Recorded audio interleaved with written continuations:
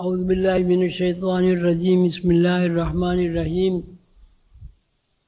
الحمد للہ رب العالمین الرحمن الرحیم مالک یوم الدین ایاک نعبد و ایاک نستعین اہدنا الصراط المستقیم اہدنا الصراط المستقیم اہدنا الصراط المستقیم صراط الذین انعمت علیہم غیر المغضوب علیہم ولا الضالین آمین۔ تو آج سے ہم انشاءاللہ یہ قلندر بابا تذکرہ کتاب شروع کرتے ہیں اور بالکل ابتدا سے شروع کرتے ہیں۔ آپ اس کے نوٹ بھی لیں، اس کو سمجھنے کی کوشش بھی کریں، اور ہر اسٹوڈنٹ کو، خواتین ہوں مرد ہوں، انہیں اس بات کا اختیار ہے اور حق دیا جا رہا ہے کہ وہ جو چیز سمجھ میں نہ آئے ان کے، وہ سمجھنے کی، مجھ سے سمجھنے کی کوشش کریں۔ میری بہرحال میں تو پڑھا لکھا نہیں ہوں، لیکن جتنی صلاحیت اللہ تعالیٰ نے مجھے مرشد کریم کی طرف سے منتقل ہوئی، میں کوشش کروں گا کہ آپ لوگوں کو سمجھاؤں۔ پھر اس کو شروع کریں۔ بسم اللہ الرحمن الرحیم۔ اعوذ باللہ من الشیطان الرجیم بسم اللہ الرحمن الرحیم۔ حضور قلندر بابا اولیاء رحمۃ اللہ علیہ نے جب میرے اسباق شروع کیے تو اس میں انہوں نے فرمایا کہ ایک کاپی بناؤ۔ وہ کاپی میں نے بنا لی، بازار سے خرید لایا۔ الحمدللہ وہ دستاویز میرے پاس موجود ہے۔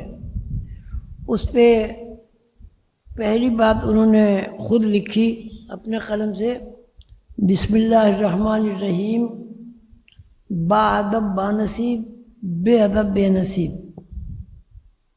تو مجھ سے انہوں نے فرمایا کہ با ادب با نصیب، بے ادب بے نصیب کی تشریح کرنا ضروری ہے آپ کے لیے یا نہیں؟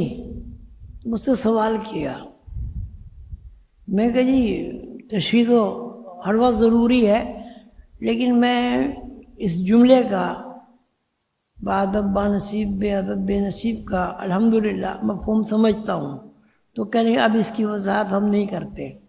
پھر انہوں نے وہ کتاب شروع کی، اور وہ کاپی سے پھر وہ لوح قلم کتاب بنی، اور پھر وہ لوح قلم الحمدللہ وہ چھپی بھی اور موجود ہے آپ کے پاس، احساس ہے حضور قلندر بابا۔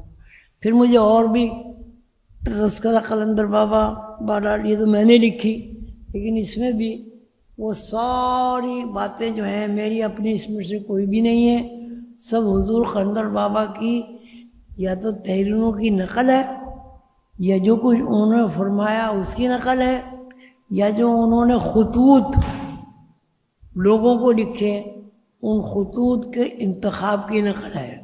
تو یہ کتاب در و بس انہی کی تحریر ہے۔ تو اب اس کو آپ بڑے غور و فکر سے پڑھیں گے، اور انشاءاللہ اگر آپ نے یہ 3 کتابیں توجہ سے پڑھ لیں، اور میں حاضر ہوں، میں آپ سے کبھی انکار نہیں کروں گا، جہاں بھی آپ کو سمجھنا ہے مجھے آپ آواز دیں، میں انشاءاللہ حاضر ہوں۔ اس کے لیے میں بالکل ہر وقت حاضر ہوں۔ بسم اللہ الرحمن الرحیم۔ دنیا طلسمات ہے ساری دنیا، دنیا طلسمات ہے ساری دنیا، کیا کہیے کہ ہے کیا ہماری دنیا۔ دنیا طلسمات ہے ساری دنیا، کیا کہیے کہ ہے کیا ہماری دنیا۔ مٹی کا کھلونا ہے ہماری تخلیق، مٹی کا کھلونا ہے ہماری تخلیق، مٹی کا کھلونا ہے یہ ساری دنیا۔ اب حضور قلندر بابا اولیاء رحمۃ اللہ علیہ جو کچھ فرماتے ہیں، میں نے جو اس کا مفہوم سمجھا ہے اس کی میں نے تشریح کی کوشش بھی کی ہے، رباعیات میں آپ نے پڑھا ہوگا۔ یہ دنیا کیا ہے؟ ایک سوال ہے سب میں، یہ دنیا کیا ہے؟ اب ہر آدمی کہے گا یہ دنیا ہے، اس میں ایک مخلوق آباد ہے، زمین ہے، زمین کے اندر بہت ساری معدنیات ہیں، گیسز ہیں، یہ ہے وہ ہے، حیوانات ہیں، درندے ہیں، موالید ثلاثہ ہیں، یہ کیا کہتے ہیں، ہیرے ہیں، جواہرات ہیں، پتھر ہے، لوہا ہے، وغیرہ وغیرہ، اور آدمی ہے، درخت ہیں، پھل ہیں، پھول ہیں، پھلواریاں ہیں، نادیدہ مخلوق ہے، دیدہ مخلوق ہے، وائرس ہے، بیکٹیریا ہے، اور ایسی مخلوق ہے جو وائرس سے بھی زیادہ چھوٹی. جو ابھی میں ڈاکٹر صاحب سے پرسوں میں ابھی پوچھا تھا، ڈاکٹر صاحب میرے سر میں خارش بہت ہوتی ہے، آج کل خارش بہت ہو رہی ہے، یہ کیوں ہوتی ہے خارش؟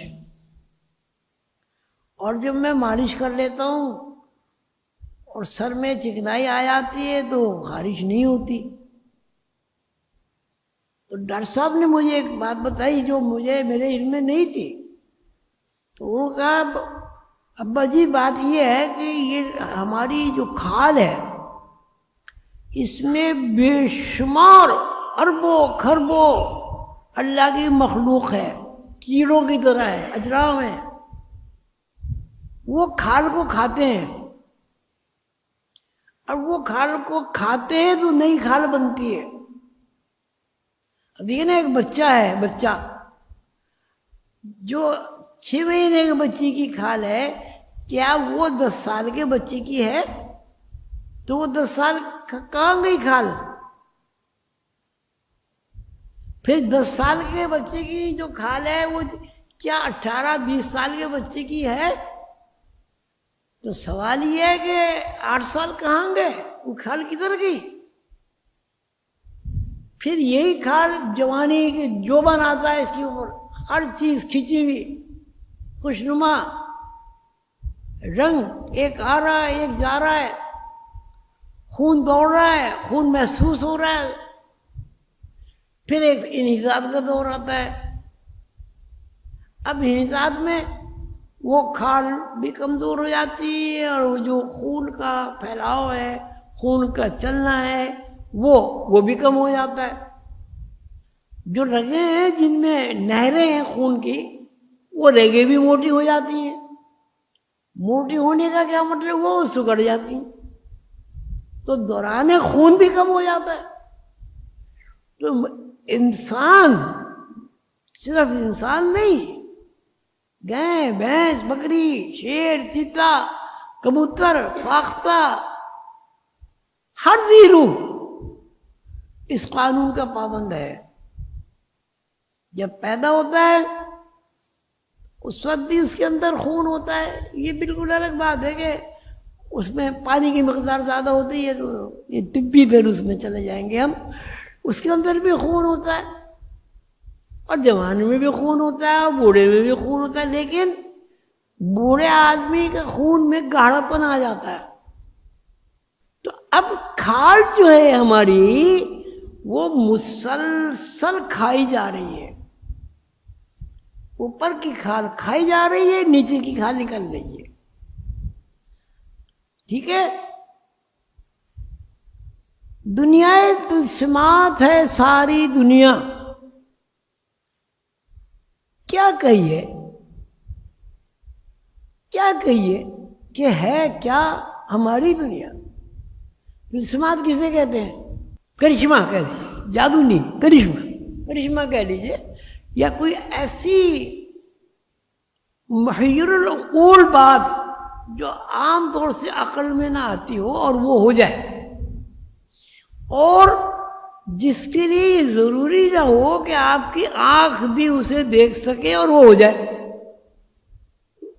یہ تلسمات کہتے ہیں. تلسمات جادو کو بھی کہتے ہیں، لیکن تلسمات اس کو کہتے ہیں. دنیا تلسمات ہے ساری دنیا. کیا کہیے کہ ہے کیا یہ ہماری دنیا؟ یعنی دنیا ایک عجوبہ روزگار ہے. اس کے بارے میں کیا تشریح کرے آدمی؟ آدمی کی صلاحیت نہیں ہے کہ دنیا کی پوری طرح تشریح کر دی جائے. اب کیسے تشریح کریں گے؟ بیکٹیریا کی کیا تشریح کریں گے؟ وائرس کی کیا تشریح کریں گے؟ اب یہ ڈاکٹر صاحب نے جو بتایا کیڑے کھاتے رہتے ہیں، ان کی انہوں نے پڑھائی ہے نا کہیں، اس کی کیا کوئی تشریح کرے گا؟ یہ تو مجھے پتہ ہی نہیں تھا. میں 80 سال سے زیادہ کا ایک بوڑھا آدمی ہوں، مجھے تو اب پتہ چلا کہ اچھا یہ خارج کا مطلب یہ وہ کیڑے کھاتے ہیں. مجھے سمجھ میں آئی بات.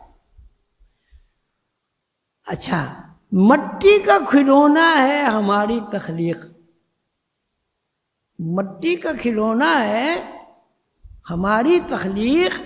مٹی کا کھلونا ہے یہ ساری دنیا.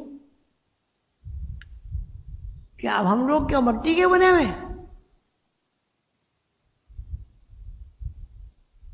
بتائیں، آپ سب پڑھے لکھے مٹی کے بنے ہوئے.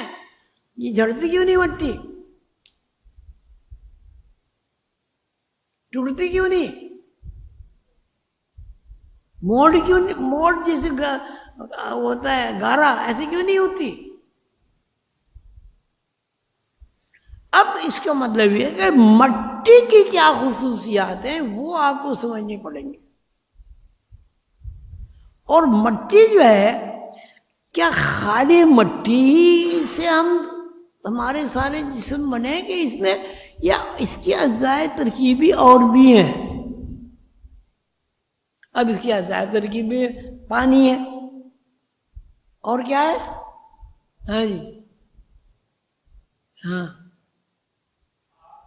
آگ ہے، اور ہے آگ، ہوا، پانی، مٹی. ٹھیک ہے نا؟ ہاں بالکل صحیح کہا آپ نے. تو اب یہ ساری چیزیں جب مل جاتی ہیں، ان کا مرکب بن جاتا ہے، تو یہ مٹی کی اپنی شکل بدل لیتی ہے.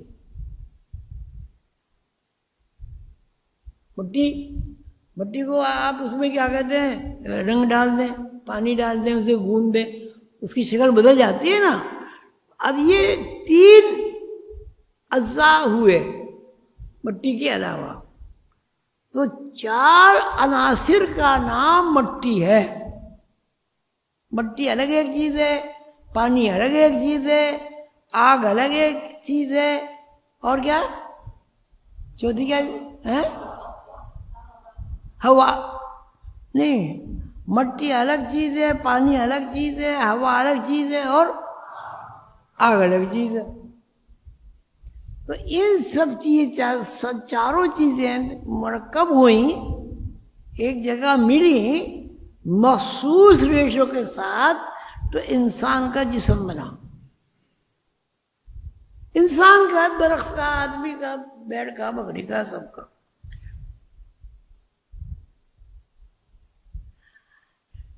جب ہم کھلونا بناتے ہیں، کمہار کھلونا بناتا ہے، تو اس میں خالی مٹی سے کھلونا نہیں بنتا. مٹی، پانی، خمیر، رنگ، یہ ساری چیزیں بن کے کھلونا بنتا ہے. آگ اگر اس کو نہ پکایا جائے تو کیسے کھلونا پکے کیسا؟ تو ہر چیز میں 4 عناصر کام کر رہے ہیں. تو مٹی سے مراد یہ ہے کہ مٹی کا کھلونا ہے ہماری تخلیق. اب اس کو آپ یوں کہہ لیں، عناصر کا کھلونا ہے ہماری تخلیق. مٹی کا کھلونا ہے یہ ساری دنیا. یعنی 4 عناصر ہیں، جن عناصر کو ایک مخصوص تناسب سے ان 4 چیزوں کو جمع کر لیا جائے گا، تو اس سے کوئی نہ کوئی تخلیق عمل میں آئے گی، اور اس کی شکل بھی بدل جائے گی. اب کہیں مٹی کا وجود بظاہر زیادہ نظر آئے گا، کہیں آگ کا، کہیں پانی کا، اور کہیں ہوا. تو یہ چاروں چیزیں جب ملیں گی تو اس سے ایک تخلیق ہوگی. اب اس رباعی کو پڑھیں. دنیا تجسمات ہے ساری دنیا. دنیا ہے تجسمات. تجسمات کا مطلب عجوبہ دنیا تلسمات ہے ساری دنیا، کیا کہیے کہ ہے کیا یہ ہماری دنیا.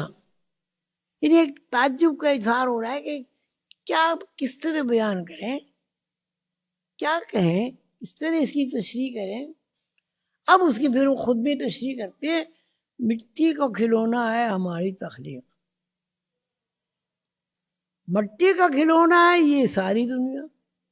اب عناصر جو ہے انہوں نے عناصر کو مٹی کا نام دیا، 4 عناصر. اب کیا مطلب ہوا کہ آدمی جو ہے، آدمی، پہاڑ، درخت، پرندے چرندے درندے، حشرات الارض، سب کیا ہیں؟ سب کیا ہیں؟ مٹی ہے. کیوں مٹی کیوں ہے؟ اس میں پانی بھی ہے، آگ بھی ہے، ہوا بھی ہے. مٹی کیوں کہا؟